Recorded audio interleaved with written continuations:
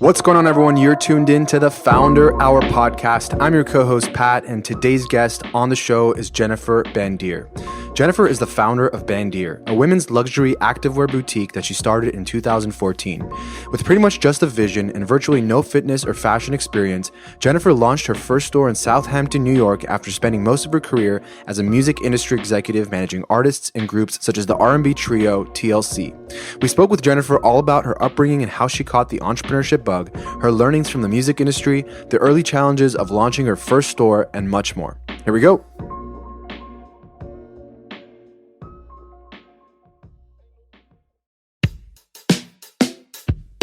So I'm staying right near where I grew up. I grew up on the Upper East Side of Manhattan.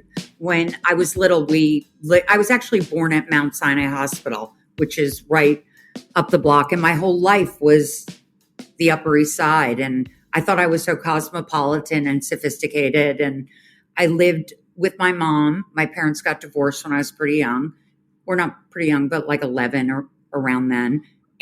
But to this day, my mom is such a great person.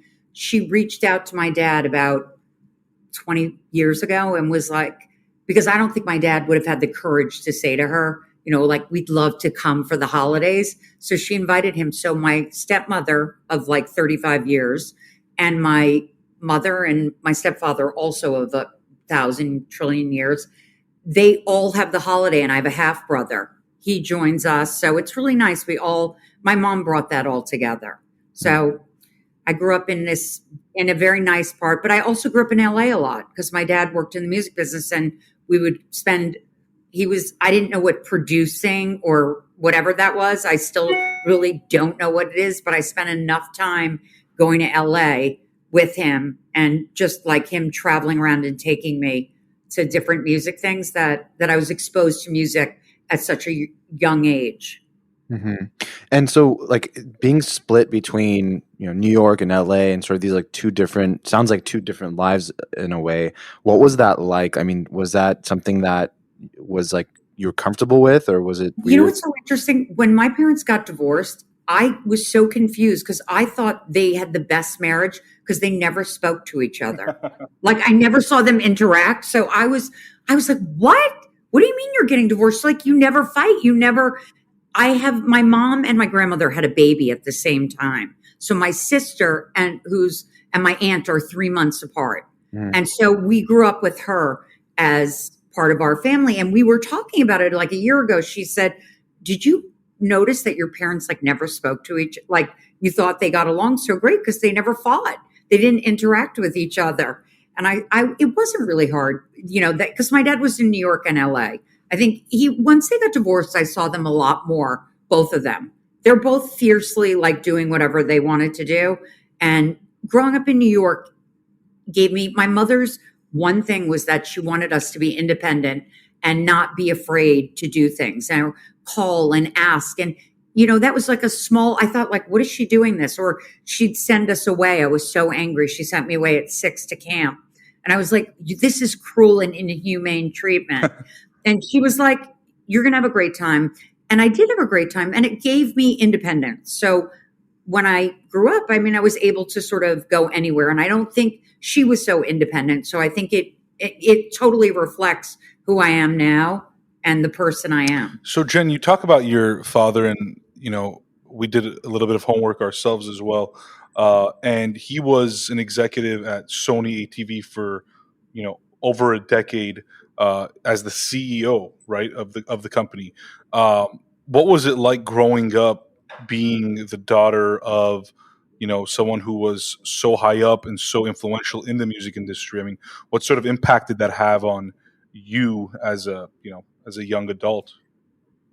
My dad and I are very similar, even though he'd be like, we're not, because he's not worked out a day in his life. When I told him the idea, he said, do people really work out? I said, yes, they really do. My dad was a pioneer and visionary in the sense in the 70s, he was into publishing. Publishing was like the stepchild of the record company. To be the president of a record company was like, they made a joke once that Bill Clinton was like looked like the president of a record company. And you know what? It was like the coolest thing. But my dad was so into the copyright and the songwriting process. And at first I was like, why is he doing this? And then it became the opposite. Being in the music industry was all about publishing, Right. and he saw the value in it. And I was asking him the other day when I knew we were doing this, I was like, what? He said, he remembered, like, I think TWA, he owned the song Up, Up and Away. That was from you guys are way too young to know it. I only know it because he would play it, or a Glenn Campbell song, I think Southern Nights. And like he would be able to take Up, Up and Away and use it in a TWA commercial. Right. But I didn't never put that together as a child. But he was super, super smart, brain, got into all great schools, but his father took him up to Syracuse, and when he was like, this is where you're going to go. Mm-hmm. And that's where he met my mom. And how did he sort of start in the music business? I mean, did he like kind of fall into it, or was it something, a passion of his as well? Passion, music. I would say my dad, I love music. It got me through my whole life. And when I tell you more about my childhood, you'll understand why music was such a huge component. And it's still like the only thing that motivates me to work out. I'm not somebody who is naturally inclined to do breath work and go for a run. Mm-hmm. I'm just not that person. I can think of a million reasons why I shouldn't go for a run or go to a class. But music is the key. Once I put a song on like decibel 10, not even loud enough now, because I think I've done damage to my ears. It's like I could go for hours. So I think my dad is the same way. He loves music. We grew up listening to ELO, Motown. We had a jukebox in our house that had the first two Blondie albums that aren't even really, they're not, people think Heart of Glass was her first, or the one that says Blondie, but they were two before. And they sounded very 50s, like the guy, I don't know who the guy was, but from My Girlfriend's Back and He's Gonna Be Trouble. I'm like singing the Hess truck thing, but it's not that. It was the original. Same guy that produced that album produced Debbie Harry's first album. So it sounds a little 50s, but we grew up like around, a lot of musicians, and it was very cool. And the Prince album, we had the first Prince album. And I was like, I didn't really even know Prince until the early 80s or mid 80s, when he, What's like one significant sort of memory you have from that time that kind of stood out? Maybe something that, like an experience you had having this father who's like such an influential figure in this space and getting to meet all these incredible people. Like, can you share that with us? Well, I think, one of the most incredible things, first of all, was going to concerts at such a young age. I went to see Bruce Springsteen the first time he ever played at Madison Square Garden. And I remember saying, why are they going boo like Bruce? But I thought I was so young. I thought they were booing him. I'm like, why did they pay money to come to this? And I just, a cool thing going to see, I always loved Jeff Lynne as a songwriter, ELO. Yep. If you haven't seen Mr. Blue Sky. It is incredible. That's an incredible documentary. Tom Petty. That's one of my favorite albums, Free Falling. And he wrote that entire album and produced it with him. They ran into each other at a stoplight in LA. Maybe you guys, that's how you started the podcast. Close enough. We ran into each other at a stoplight at USC, but same thing. I have a niece there right now. Huh? I have a niece from amazing. New York who's at USC now. Amazing. Great school. You pretty much begged the question when you said that, you love music and we'll understand why when you tell us more about your childhood. So what do we have to know? Well, I think that something very important is that when I was growing up, I was the worst student.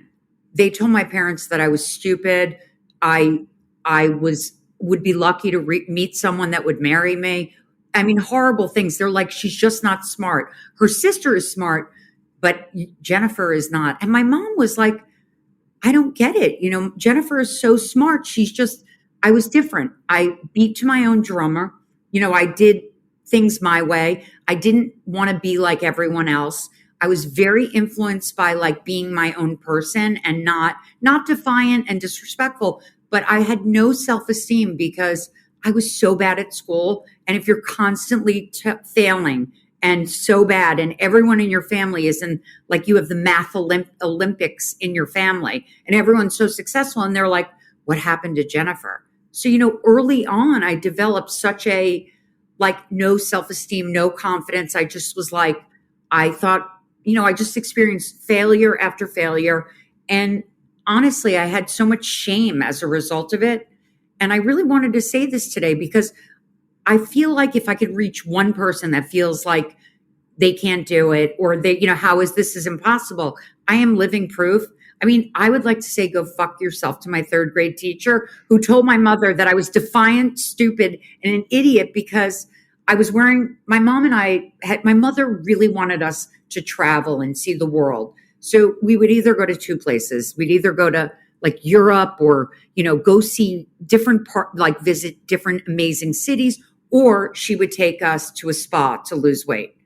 And so that was like, but that was there were very few places. And I was so hungry. I remember eating green Tums as like, I was like, these are so good. Those are great. They're really good. They don't work. They don't work. Gaviscon is the only thing that works mentally. Like mentally, I'm like, I'm protected now from that garlic spread I'm about to eat. It's so funny. I haven't thought about them in so long, but my mother, the teacher, we got this outfit in Paris. It came with a hat. And I wouldn't say I was a fashionista, but I was so excited to wear. It was the shoes, the hat, the whole look. And the teacher said, Jennifer, please take off your hat, or Jenny. And I said, no, it goes with my outfit. I wasn't trying to be defiant. It was so important. And they were so angry. They were going to throw me out of school. She basically told my mother, and my mom was like, good for you for not, giving in to her. You wanted to wear that. What's the big deal? Mm-hmm. Did you, Jennifer, did you ever believe those things? I mean, did you? I believed I was stupid and useless, and I had no self-esteem. I honestly was so embarrassed because everyone around me, like in my friends that were going to other schools, were doing so well. And they'd be like, the shadow of Jennifer Bandier is so bad. She's such a bad student. She's not her sister. I mean, I heard a lot of, if she would just apply herself. But the reality was I had a learning disability. But if you're like that bothered by it, because that's something that I can relate with. Like I was very similar, but more so like in high school. I had counselors that basically told me like I would never go to college and never amount to anything in front of my mom's face. But at the time, I maybe I was a little bit older, so I kind of felt like these people just don't get me. But it's fine. Like I just don't have to care about them because I believe in myself and I'll figure it out.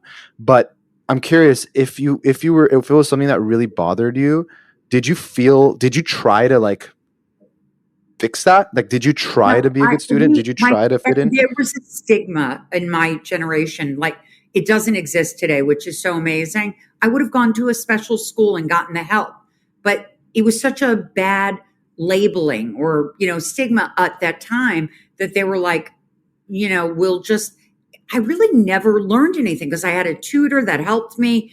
And I was a voracious reader. I did like reading, but I failed at school. I shouldn't have gone to college. I never graduated from college. Well, I think it's a failure, not on you, on the education system. And I can go days and days on this because it's designed as a one size fits all model where everyone sort of has to like fit into that system, which is completely wrong because everyone's built differently. Everyone has different upbringings and different interests and different ways they go about life. And who's to say like one is right and one isn't, you know what I mean? And so but at the time you felt like you were a failure. So I guess like, was there anyone in your life that maybe saw something in you that was like, Jen, like, yeah. My mom was like, there is nothing wrong with you all the time. She's like, you are unique, you're original, and you beat to your own drum. And I'm so proud of you. And it was never like because I think if you weren't a good student, you were a bad person, like you're a bad kid. I was like not a bad kid. I mean, I was like good kid. I was just like, I didn't have the support and help that I needed. So I had no self-esteem. And until I was older and had self-awareness, then I learned like that was what, if you're judged as a child based on academics is your only, that's going to give you self-esteem, or sports. My sister was brainiac, great. She was like my idol. I wanted to always be her. She was like incredible.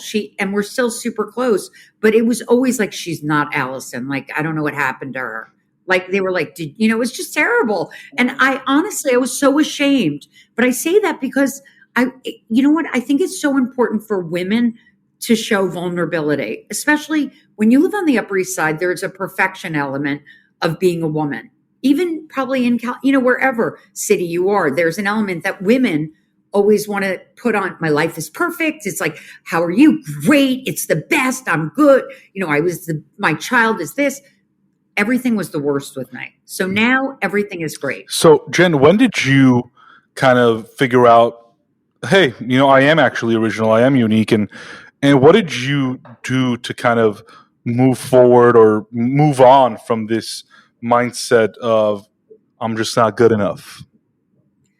I think it took me a long time. I think it took me till I think I'm still like a work in progress. I'm like constantly trying to be as self-aware, but a lot of times, like, people would come in my store, for instance, and go, I can't believe, the biggest reaction the first summer was, I can't believe I didn't think of this idea. And I thought, I can't believe I thought of it. But, I had a lot of ideas.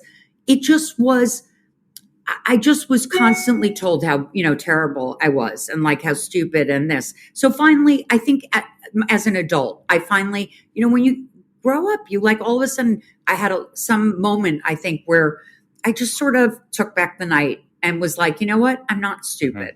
Mm-hmm. Like, there's something wrong with me.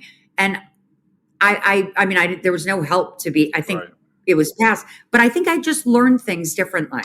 Talk to us a little bit about, your early career. I mean, what did you set out to do once you were kind of out of the education system? Well, originally, I'd always worked all through high school, even if it was for a month or the summer or part-time, which I think was a great thing, because that gave me some sort of self-value to accomplish. Even if I was answering phones I worked at MTV, which, by the way, when I worked at MTV in like 1990 was as an intern, I was like, have I gone to heaven? Like, I was like begging to answer the phone. So I was willing to do anything. I loved music. Growing up in New York, so I loved listening. My dad liked a lot of like Motown. We listened to every Motown song you could imagine. He also loved classic rock, and like we loved Steve Miller. And I would go to, like, when you asked me before, we would go to ELO, and it was like a spaceship concert. And I was inside the spaceship. I was like, oh my God. I was young, but I look back and I think I was so aware of all this music and it became such a huge part of my life, having older siblings. My sister wasn't she loves pop music. I'm purely classic rock or hip hop. Mm-hmm. Growing up in New York in the 80s, it was all about for me. Yeah. And it's funny because, I'm definitely someone that loves music too, but I had an internship at a music label, but I think that kind of wasn't quite like what I was looking for. Like I love music. I love like even working on music and creating music and that kind of stuff. But when it came to like working at a label, I don't know. I kind of felt like it kind of not sucked the passion out, but it was so different than what I expected.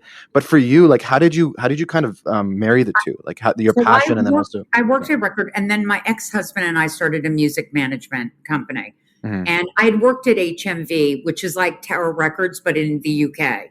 Okay. And I loved that. That was incredible. And then I went on to work in music management, and we had this opportunity. It was like 1998. We got a call to see if we wanted to fly down to Atlanta to meet with TLC. Now, they had been going through a lot of managers. They were about to make fan mail. And to me, they were the epitome. In 1994, I think, or 93 is 92 maybe, the album came out, their original album.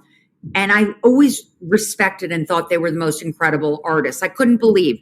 I mostly worked with people that I was not into, or that were like not the dream. They were like the dream. And my ex-husband said, we're so committed, we'll move to Atlanta. I was like, we will? So we moved to Atlanta and we were there for a while. And then life on the road, it takes a toll. Lisa passed away. They're touring now. I don't know how they're like, and they're making a musical, but they really, I learned so much from those girls. And it was just an extraordinary experience being on the road, and the whole experience of like, we had 18 trucks or maybe even more, but it was just about, being present and I was on a crazy schedule. It was like I was up all night, like I am now, and then sleep for like a couple hours in the morning. Then I could sleep till like 1. Right. Yeah. I was like, I probably could now today also. It's funny. I recently discovered that I'm like 90% sure T-Boz lives like a few houses down from me. She did live in LA. Now she lives in Atlanta. Oh, so she moved back. Okay. Yeah, she moved. Yeah. She was living there, and I met one of my closest friends through them. She was their stylist. We speak it. I'm very into basketball. I love basketball, not football as much. I love basketball. I love the story behind the player. That's where I have like I was talking to my husband now, Neil, who we work together. And I was saying something about Jimmy Butler a couple of years ago. And he's like, do you know his story? So I did a deep dive into Jimmy and I became obsessed. And then he was dating Selena Gomez this past year for a minute. And I kept calling my dad and saying, what's the deal with Selena and Jimmy Butler? He's like, are you seriously asking me this? I said, I want to know. Can you, like, Selena's at the game because his story is so inspiring. I don't know if you know it, but just, I love basketball. That was my favorite is the US Open though, because it reminds me, I've been going also since I was a kid. It's also very close to you. Yes. My dad's very into sports, like hardcore into the Yankees, not into baseball as much. I think the game is super fun, but that's not as fun. But Knicks, yes, we've been going to Knicks games. Amazing. Hard. It's very painful. But the US Open, because it's the first place that women were equal to men. I was thinking about it. So you're now, what year is this that you and your ex-husband have the music management company? It was like, I'm trying to think, 1998 till the early 2000s. Oh. So, I'm just thinking about being a music manager and just kind of everything that comes with it versus, being a founder, right? And sure, you're the founder of the music management company, but when you're managing somebody, any sort of talent, you're really just kind of at their beck and call, right? It's just they are the talent, they are the business, you're the one that's managing that. How did you enjoy that? I mean, as somebody who's now become an entrepreneur, founder, I'm just curious. I loved it because I have a work attitude that, like, if I love what I'm doing, I'll do whatever you need me to do. If you need me to go pick up food, I'm happy to do that. If you need to come, want to complain to me or discuss this or whatever it was, I was happy to do that. But I didn't get the worst. Like, my ex-husband really got more of that. I was more involved with the creative and working with them. And it actually was, you know what? I think working is very different from it was than what it is today. How so? Meaning I like when I worked at MTV, I was so excited to get the phone. I don't, in my office, sometimes I see kids, they're like, it's like an inconvenience to pick up the phone. I'm like, your phone is ringing. I just think it's, that's an interesting point. I think at least my perspective is, there's definitely been a change in attitude from an employee perspective, right? As in terms of what we should and shouldn't be doing. If somebody's hired as a manager or, is leading a department, it's like, why would I pick up the phone? Like, there should be like an admin doing that work. And so I think everybody's always concerned with like, this isn't my responsibility. This isn't necessarily what's going to get me the skills that is going to get me to the next level. But I think that that's the wrong approach. I think that a true kind of entrepreneurial person would realize that most of the job is shitty, right? Like, objectively shitty. But that's what makes the successful people successful, they were able to get through the shitty times, and that's why it's all, rosy now, because they had to answer the phones, they had to go on runs, they had to just, basically kiss their clients' ass at times and do things that they didn't have to do or didn't want to do. It's just different, right? So how do you think that now, I guess, as a manager, how do you manage those types of people, right? The newer generation? I mean, at the moment, I have to say that the Bandier employees have been so incredible, especially like the store employees. The team we have is phenomenal, and everyone in the office. But anyone that's an entrepreneur that will get on the show and say to you, it's just lovely every day. It's like, I'm having like espresso with like a scone and hanging out, thinking about how perfect it is. Life can suck, and it's really tough. And you have a lot of hard decisions, right. And it's up and down. Yeah. And some days it's really high, and some days it's really low. And I don't know. I try and, make sure you know what?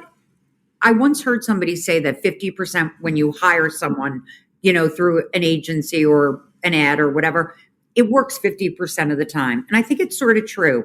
It's better usually when we get someone recommended by someone, because you just never know if you're it doesn't mean they're a bad worker. You just not meshed together. Right. So it takes a long time to find the right team. Right. Yeah. So you mentioned it was kind of late 90s, early 2000s. And then what ended up happening like after that? Did you end up? I actually went into the pet industry, and I would do shows at like in Atlantic City, the H.H. Backer show, which doesn't even exist. And QVC found me there. I made customized pet beds with their photos, but you couldn't upload your photo. I mean, think about it now. You just text whatever. But then you had to mail the photo in. And it was a whole process. And it failed. It ended up not being it was so much work. It gave me so much aggravation. How did that happen though? Like, how did you get into that? I saw it and I thought, wouldn't it and it was super expensive. I saw like a bag that was super expensive with a photo on it of like someone's family and I have like 1 million rescue dogs. So, I thought it would be great if I could do that on in a little bag that was affordable that everyone could have. So I started a business. It was called Luxorama. I had a couple of friends that worked with me, but it was like I really learned about business, and I didn't know what a cog was at the time. I mean, these are all things. Again, I didn't go to business school. I didn't even graduate from college. I barely graduated from high school. And there were all things that I learned sort of on the job, but it was failure is the pathway to success, because without it, what are a couple, you mentioned cogs, but like, what are a couple of things that maybe you learned that you still use today that like you can kind of tie back to that first experience as like a business owner or entrepreneur? I think really, thinking about the cost of goods, how much the handbag was making plus shipping, learning all of that. It was more like I was leading for the first time. I was doing something out on my own. And, when I worked with TLC, that album was hugely successful, and we toured, but it was so much work that and there was a lot of pain. Tion has sickle cell, and she would be in the hospital often. And Lisa passing away was just a really rough moment. This was like the first thing that I could like stand behind and create. I'm like very, even though I was a terrible student, I was super creative and had like a lot of ideas, or, sometimes when my dad would tell me he was doing a TV show, I'd be like, that sucks. Why would you do that? And he would be like, what are you talking about? Don't say that. But we were just talking about, he produced a TV show called The Kids from Fame. It was based off the movie. And I just rewatched the movie Fame. It was such a great movie. And I was telling everyone at work, I'm like, you guys should watch it for fashion inspo, for dance. Because what we do at Bandier, we have a few different private labels, and one of them has more dance clothing. They're not called Bandier. They're different names. So speaking of fashion, I mean, I'm sure I'm jumping ahead in a few years here, but when and I know you said that even on those trips to Europe, you were always, this, and at school, always into fashion and kind of were like this little fashionista. When did you think that you may get into the business of fashion? I mean, I love fashion, but I'm also very practical. Like, I hate the idea of buying a gown that I'm going to wear once, like, or something, like, I'm very practical, and I like to wear very classic things. Like, I don't know, I probably went through a phase where I didn't, but I must have a million black t-shirts. Mm-hmm. Every time I buy one, my husband says, really? You have drawers of black t-shirts. And I said, I'm sorry. It's like I go through phases, but I always love fashion, and it's part of music, making videos. Music videos it was such a huge industry. And I would always get excited. I never wanted to work in a magazine or anything like that, but I loved looking at all the fashion. I got excited by new product. I think excites me the most. Mm-hmm. So I sort of fell into this business because I ended up breaking my foot. And I would love to tell you, I was in the Swiss Alps snowboarding, but I was at a bris on the west side. And I had the most, like, one of those spills where your face is on the ground. Oh, it didn't hurt, but my foot was like this big. It was like I was like, what happened to my foot? And I was in a cast for 5 months. And when I got out, the doctor said to me, the only thing you can do is walk. So I wasn't working at that time. And that's what I started doing, walking all day. And then I couldn't find clothing that reflected the way I felt on the inside. Like, I felt like I wanted to be this cool New Yorker, but I couldn't find a brand that represented that. So I looked online, I found all these brands. And then one day I was in Central Park, and I'm like walking we just rescued a dog, and I felt bad. I was making this dog walk like 15 miles a day with me, but she was a hunting dog, so she was probably happy. But I was like, why is there no multi-brand activewear boutique? And then I looked at every potential store, and I heard, if it was a good idea, don't you think somebody else would have thought of it? I was like, that's very, very confidence boosting. And around what year is this? That was around 2012, 13. Yeah. I spent the years before that. After I finished Luxorama, I was trying to have a baby, and I didn't work. And then strangely, a lot of women say this, I got pregnant on my own, and we had done IVF, I think 9 times or 8 times, whatever it is. My husband was here. He would say it was a different number. He always 17, 400 times. We did IVF, and then I finally got pregnant, and I had a miscarriage at like almost 5 months pregnant. And I remember the doctor saying to me, we're not going to be able to take care of it till next week. I was like, are you kidding me? I can't exist like this. I said, after that moment, I said, my life cannot be about just having a child. Like, if it's, first of all, I would adopt a child. I mean, could love anything. So I just said, I need to focus on something else. And then I ended up breaking my foot and starting the birth of Bandier in Central Park in my head. You notice this sort of not like opportunity, but like a gap that you're like, oh, there's no multi-brand athletic boutique.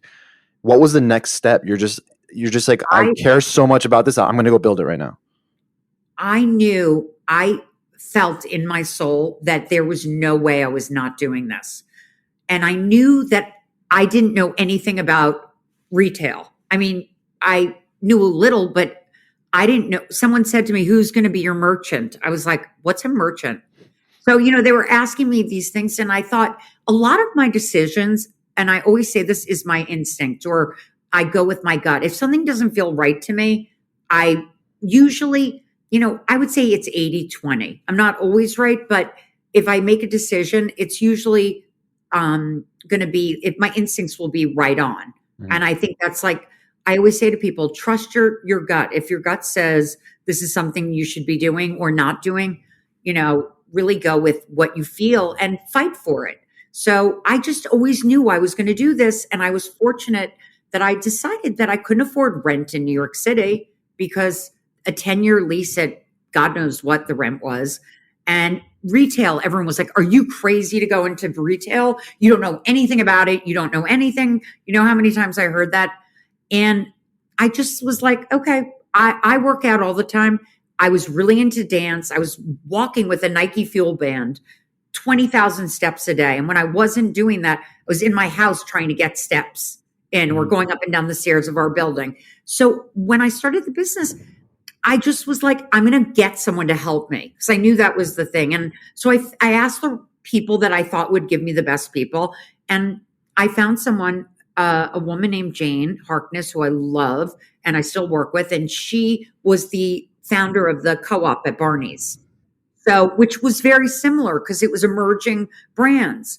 But so everyone said to me, like, did you have a strategy? Okay, the strategy was in my head and my soul. I didn't know how to make a business plan or do anything, but I just sort of went with what I knew the brands because there were 50 brands, let's say, that were not able to sell to stores because there was no store. But I knew that in order to sell those brands that you had never heard of, I needed anchor brands that you felt safe shopping with us. But that was Nike. Jen, here's my question though is, if those brands weren't, let me rephrase. Why were those brands not sold in stores? Was it just because nobody knew about them or they weren't quote unquote good enough for the public just yet? It was mostly mono brands like, Nike, Adidas, they would have their own store. Right. And then there was no multi-brand that was focusing on women. Women were initially they repackaged men's clothing for women, and they didn't really, they weren't thinking in 2013, nobody was thinking about women and about activewear. But I've always, I just knew that I was going to class with that was sold out, when I was taking dance or going to spinning, whatever I was doing. And there were a hell of a lot of people in Central Park, but I wanted to look a certain way that I couldn't, there was nothing. I wore a lot of Nike Pro, but other than that, Adidas, but Nike Pro I wore. And then I found all these brands. Google is like the magical, can do anything. It's like a Houdini. I found all the brands and I'm so compulsive and obsessive that I was willing to search nonstop for new brands. And I love doing that. And is that the differentiator? I mean, like literally the fact that you just put in a little bit more work? No, I think it was, first of all, timing is everything. We all know that. How many people have you interviewed that have said to you that, the timing wasn't right? I think the better question is how many people have we interviewed that didn't say the timing was right? And it's very few, but those people are very cocky. So that's a different story. I have an ability to have humility and be humble. And I worked in the store the first summer. I said, I need to learn everything about retail. Right. And I knew it was going to be, it was going to be complicated. But once I had Jane working with me and I had, again, I found these brands, they were wheeling suitcases into my apartment and showing me them on the kitchen table. And I was like, they were like, didn't know if it was safe or this was like crazy because they weren't going to an office. And we knew we got to Nike and they were like, you want to open a women's store in Southampton? But Southampton is like the gateway to all the Hamptons and very much the same. And it's only really 2 blocks. So you get the same customer. So it was really just curating it and editing it. And that summer I worked every day except for the day that my brother graduated from law school. I came back and went to work, but it just taught me about, I thought as a consumer, what would get me excited to go somewhere? Something I couldn't find anywhere else that I knew was cool and amazing. So all the brands, some of the brands we still like Splits 59. From the beginning, Jonathan wheeled a bag into my house. He's still a really good friend. And what else was there? Beyond Yoga. Nike, though, was that brand that made you, and Adidas, that you would come and say, oh, they have Nike and Adidas. I feel comfortable Right. shopping here. Right. I don't know these other brands. Right. You kind of it's almost like it's not the chicken and the egg situation, but it's more like I need to draw people to my store, or even let's say somebody has a website. You have to draw them with something familiar before you educate them on all these other unfamiliar yet probably better or just different products that are for different uses.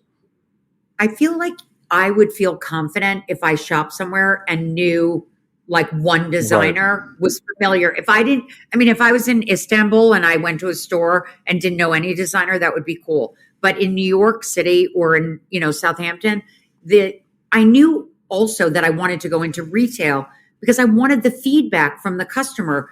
And you can't get that online, or it wasn't. Think about how much the internet changes or e-com changes from 2013 to now. I mean, it's a totally different business. Yeah. And in that type of business, I'm just curious in terms of kind of differentiating yourself from and maybe other boutiques that maybe not don't even exist when you open up, but come along later, right? Like, is it just the curation of it? Is it just like I think it was the edit and the vibe. I think we were in Southampton. We listened to, my husband was like, you could not play like hardcore rap, like blasting. And I was like, I can do whatever I want and get out. And, don't tell me I can't do it. So I think it was like I can't tell you that summer in Southampton, we sold out of 800 square feet, 11,000 items. Wow. And I mean, I had no one wanted to work for me either because they didn't know, like, if you have a summer job working at a store, you want to work somewhere that you feel that is going to remain in business. I was, a new business, so it was hard, but I was lucky. I got great girls that worked for us, and the store out there is still one of my. I didn't go this summer because every summer I spend every weekend there, and this summer I just needed, after the years that we've all had, I needed, like, even though it wasn't a vacation on the weekends for me, but I was always working because I'm constantly searching and doing things. How did you, or when did you, and why did you figure out or decide, I'm going to go also be online? So what happened was we went, once there was proof of concept, I didn't want to tell anybody because I knew most people thought I was crazy to be doing this. Retail was in a disastrous state, and there was more closed stores in New York than you could imagine. And I was ready to say, I'm opening boutiques. So, I opened in Southampton, and then the natural path was to come to Manhattan. And my husband, who started working with us, and Jane, everybody was like, you should open on the Upper East Side. And I was like, no, we're not opening here. We're going to Flatiron. Because I took a lot of classes and I love the buildings. And we opened a pop-up there for a year. It was supposed to be 3 months. It lasted a year. And then we knew the natural progression from Southampton was to go into e-commerce. And so right when we started that store in Flatiron, which looked like a bad Barney's warehouse sale, looked like a fake Barney's warehouse sale. Farney's? And Barney's. Or Farney's if it's fake, yeah. And we opened, and then at that time, we started also interviewing agencies to help us build our website. Something I knew nothing about. Yeah, and when you just started it, did you have a plan of like, I'm gonna expand this into multiple locations, or did you just want to start with one boutique at the time? The one in Southampton, I've never been somebody who wants to open. People want to open 100 stores in every mall. That's never been. I don't want more responsibility. First of all, when you have a store and you can only be one place, and you're in all these different destinations, it's hard to check in with the people. I mean, we have a store in Highland Park, Texas. The girls in Dallas are off the charts. Courtney, our manager, is been with me since day one there. That store is incredible. There are markets to open stores, but I'm not in the business of opening 1 million stores. We used to spend a lot of time in Asia prior to COVID. You could go from 1 block, 3 blocks, the same store would be right in Hong Kong. And I was like, how is this even possible? Who's buying all this stuff? But I've never been somebody who's wanted to open up a ton of boutiques, Yeah. boutiques, and 90% of my business is online now. Yeah. Is there was there like a particular reason why you decided, I'm going to name this business after myself? It's going to be a namesake business, or It was it? wasn't the name originally. Yeah. We had another name, and Jane and I had this other guy, Jesse, who's also, and my husband, Neil, were all like, you should call it Bandier. And most people thought it was Bandier. And I was like, Mhm. that's so posh. It's really Italian. It was Franca Bandera, then it was Bandiero. So, and then it became Bandier. So sometimes we sit in meetings and people go, Bandier, Jennifer Bandier, Bandier, Bandier. And I'm like, I want to sell them, but I'm like, it sounds so great. It sounds so posh. Fabulous. We always talk about it, when you have a name like that sounds super French or Italian or something, it just has this elegance to it that like anything you release has to do well, right? Like it has to sell. We're going to France next week for Paris Fashion Week. Might be doing one of the best collaborations which is our business was built on being disruptive and doing things differently, and I always said we were that intersection where fashion and fitness collided. And when Nike would say, are you Dover Street or are you Paragon? I said, I'm neither. I'm a hybrid. And we're always looking for collaborations to make ourselves, different. And I like more disruptive. I mean, there are brands that I reach out to that you would be shocked that you would say, these are not fashion brands, but I can't explain why it gets me so excited because it's so original and different. Yeah. But so we have our business is tons of collabs, and we're going next week to meet with one of them, but I'm not going to jinx myself. Jen, where do you see the future of, fashion, specifically, I guess, even athleisure going? Because I know Pat and I have talked to folks like Chip Wilson from Lululemon, and it's not coming to mind, but several other folks that are in the fashion business. And athleisure has obviously grown like significantly to the point that Lululemon is a multi-billion-dollar business. Obviously, the Nike, Adidas's of the world are multi-billion-dollar companies. Beyond Yoga, Alo, all of these companies are essentially household names at this point. Where does it go from here? Well, our clothing will is also, is off-duty clothing also. So if you're not in the gym, but women have decided like I'm wearing sneakers and I want to be comfortable. That ship has sailed. Like women are in sneakers. So that is a huge part of our business. And I think the future is going to be, I think there's always going to be activewear, but do I think the Met Gala is going to do the activewear Met Gala? No, but I think it's just going to be a part of like, people are more into their health than ever now and wellness after the pandemic. And I think that our business, we have 5 private brands. And right now we have an ongoing collaboration with New Balance, which I think in November we have another drop, but then January it comes like insanity. It's the sickest clothing you've ever seen. I have been dying to wear it. And we have like our brand All Access, which is All Access. We changed it to New York City, which is for the performance, but it's from the view of New York City. I feel like all athlete, brands are like California, Colorado or British Columbia, but no one is repping I almost get hit by a bike every day. There's someone or someone's like doing pull-ups on scaffolding. So we look at our things. So there's going to be that active component. We're always going to be active, All Access. And then we have Wesley, which is sweats, and we're morphing it into a little more elevated. We're always going to have sweat. The sweat industry is enormous. Jen, for us. Jen, for those that are listening now that, are passionate about fashion, let's call it, and they have a deep love for, clothing, accessories, etc., or, want to be involved somehow in the fashion business, what's your advice for them? I mean, what should they be thinking about?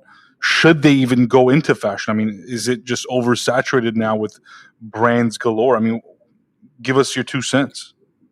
I mean, I'm certainly not an expert in fashion. I'm an expert on what emotionally I my personal feeling is, like, I get so excited by things you can't even imagine that like nobody would care about.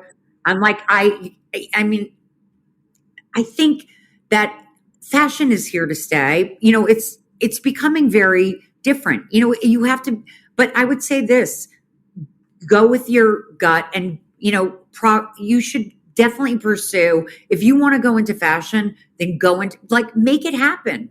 You know, there's always a way. You could work for a blogger. Like, we work with Sincerely Jules. And she has like almost 7 million followers. We have an ongoing collaboration with her.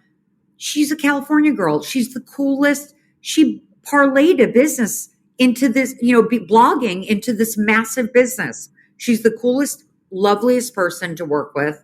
I spent a lot of time in LA. She doesn't look bad in a photo. I hate taking a picture with her. She's such a goddess, and she's just, I think there's so many different avenues that you could go into.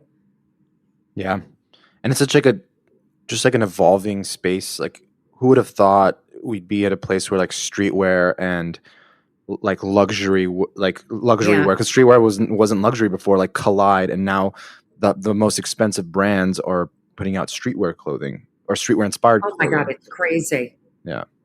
So it'll be so exciting. Crazy. But I think there's something for everyone. And we did a program with Parsons where we had a contest to see, this was a long time ago, the best like designers. And this is when active was just becoming sort of on the main stage. And now one of the girls who was a runner-up, she wasn't the winner of the contest, to have her collection manufactured by us and for us to sell it. She works for us because I always say, like, you might not win. Jennifer Hudson came in number 6. And you don't remember the person I don't remember who won that year. And I probably watched it. I'll be honest with you. I don't watch it now. I do watch a lot of TV. Was it you just realized, was it Fantasia? Oh, I don't know if she was that year. I feel like, I don't remember. I don't remember, but that's initially when it came out, I was into it. Yeah.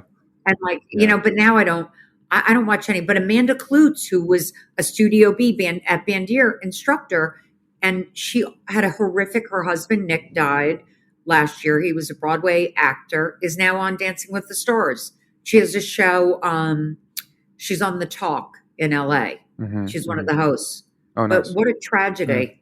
Yeah. I did confirm it was Fantasia that won that year. Wow. Ooh, I love that you Googled that while we're on. Fantasia has had an amazing career, though. She's had a couple of albums. But to your point, I've always thought that too. It's like, you know, just because you don't get first or second place, like you see all these people and they didn't really make much of their careers. It seems like it's like a curse to get first or second place because maybe they're not able to live up to the hype or something. Yeah. But then like you'll see someone that maybe didn't even barely made it to like the top 10 and they went on and had an incredible career. So yeah, you never know. I mean, it just, and listen, I think that's all part of everyone's story. And the more honest people are about how tough it was, and, you know, if they inspire other people that feel like they can't do anything, and that, you know, because it really sucks when everyone tells me that their business is so perfect and everything's great. And I'm thinking like, what am I doing wrong? Because like everything isn't perfect, and then they'll go out of business or something will happen. I'm like, why didn't they just be honest with me about, or who knows? I don't know. Or maybe they actually thought it was being perfect and that's why they didn't really work on the business and that's why it went out of business. I don't know. Could be. Anyways. Yeah. So, I mean, this is, Posh, did you have any other questions? I'm good to go. Jen, appreciate your time. This has been great. I'm so sorry I was so late. I mean, not late, but I had so many malfunctions. I'm not as I said, I'm usually the technology person who fixes everything in the house, but tonight was just a nightmare. You're good. You're good. Well, thank you for your time. Thank you for having me. And I really hope if one person is listening and they get inspired from, you know, coming from being the worst student and being the stupidest to, I mean, I can't even believe what has happened. I'm so grateful and I feel so lucky to be on a podcast with two fabulous, fantastic, gorgeous men. So have a great day and I'll see you guys soon. Got it. Have a good one. Take care. You, bye.